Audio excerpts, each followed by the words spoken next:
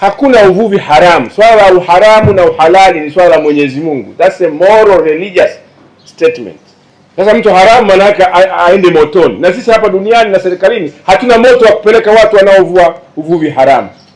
Ni uvuvi usiozingatia sheria. Simple. Ni uvunjaji wa sheria. Kwa maneno mengine, hakuna utawala wa sheria katika sekta ya uvuvi. Na swala la utawala wa sheria halina waziri, halina katibu mkuu. Ni jukumu la kila Mtanzania. Nimemsikia mheshimiwa jaji, hata mimi ambaye sijaenda kusomea sheria nilimuelewa. Anasema ibara ya 26 ndiyo inayoweka msisitizo kuhusu utawala wa sheria. Na ile ibara inatoa jukumu, sio haki, jukumu la kila Mtanzania anapoona sheria haisimamiwi, inavunjwa, utawala wa sheria unadhoofishwa, ana wajibu wa kuchukua hatua. Kwa mimi sitakuwa na msamiati wa uvuvi haramu.